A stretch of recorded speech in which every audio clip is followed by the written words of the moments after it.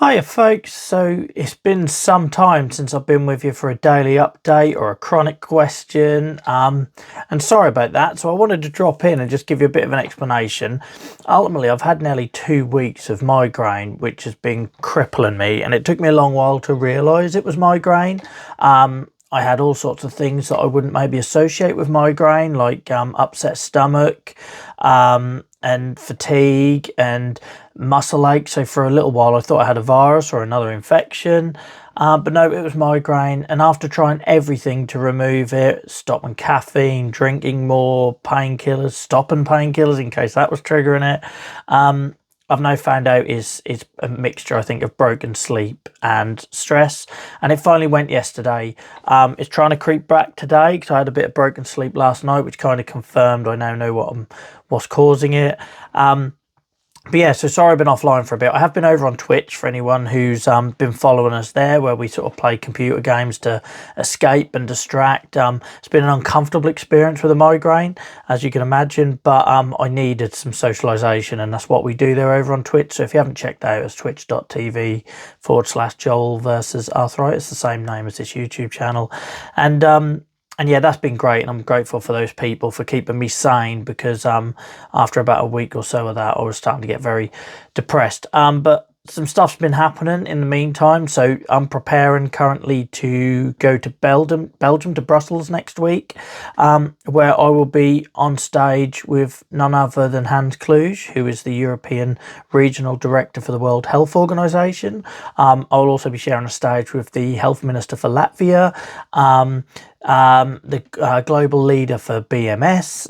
It's an amazing opportunity. It's certainly company I don't get to keep very often, little old Joel from Norfolk, but I very much hope to take the opportunity to get the patient across, the lived experience, our pain points, and represent you guys as best we can. I'm excited about it at the moment. I'm sure once I'm sitting on the Eurostar making my way there, because I'm only going just for the day and back, to say my piece and come home, I'll be terrified. So I appreciate any support in the comments, guys, reminding me why I put myself through this, because it doesn't come naturally. Talking to you guys on camera doesn't come naturally, and standing on stage certainly doesn't either. And yeah, so appreciate any support as we build up towards that next week. And then the other thing that's happened is I started, we've been having such fun doing the Twitch thing, and providing a bit of escapism. The idea is there's lots of people out there playing computer games to deal with pain or life situations or mental health or whatever that looks like. And I started on Twitch 3 years ago to try and create a space for people with chronic illness to do that, because that's how I was coping. So I figured, why not create a space for other people to hang out with like-minded people, where you don't have to explain if you need breaks or you're having a bad day, or maybe you don't have the skill level you'd like. I certainly don't. So that's why we started on Twitch. But in recent weeks, it's taken a bit of a different turn, and mainly because of my migraines. In that we've tried to create a space that's just kind of nice to have on in the background, like a chill, so if you're feeling isolated or alone, you can just have a voice on in the background of people that get it. No drama. Like I say, there's lots of people shouting and screaming, doing fast gameplay, competitive stuff out there. That's not us. We try to be almost the opposite of that. So almost like a white noise for the isolated and chronically ill to have on in the background. And that's been doing brilliantly. So well, in fact, that I was convinced to try and share some of those clips and funny moments from those things over on TikTok. I don't like TikTok. I never have liked TikTok. I feel like I'm too old. I don't understand it. I'm 40 now.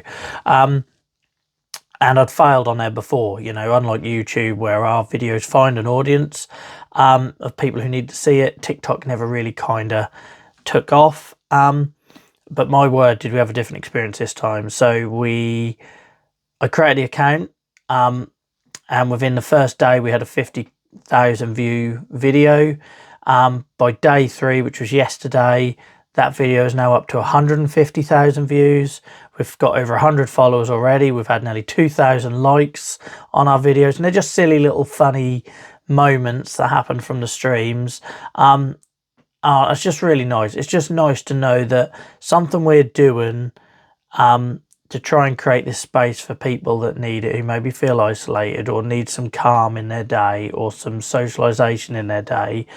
The fact that we can take the highlights of that and the funny bits from that and the bits where I'm terrible at playing a game and ends up being like entertaining purely by accident, and bring a smile to other people's faces who are now going and checking out the Twitch channel and maybe hearing stories of chronic illness that they wouldn't have listened to before.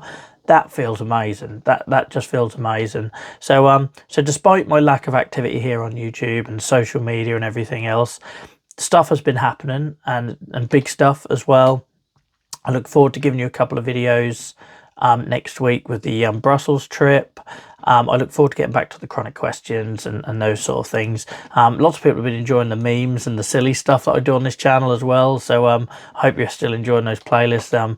We had a video last week that done nearly 10,000 views, so that was cool. And I'll say all of this stuff is to try and draw people back to the important topic, you know. So whether we reach them through humor, whether we reach them through gaming, whether we reach them through posing a question, the goal, and I'm deluded, the goal is that we bring people back to those lived experience stories that we have on this channel that matter so much, to try and tell that story of what are our priorities, what does daily living look like for us, what's the real impact of our disease, not just on us but those around us. And yeah, I feel like in the last week, despite me being completely disabled by migraines, we still managed to do that, which is amazing, because if we can do that when I'm offline, think what we can do when I'm online.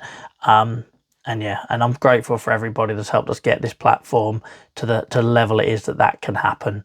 I can take my foot off the pedal and stuff still reaches people. I'm very grateful for that. It feels a very special and privileged thing to be able to do. So thank you everyone for watching this sort of longer daily update from me. Thank you for everyone's support. Thank you for all the concerned messages as well. I don't expect that. Some lovely messages have come in whilst I've been dealing with this. And yeah, onwards and upwards, and let's see what next week brings when I'm in Brussels with world leaders.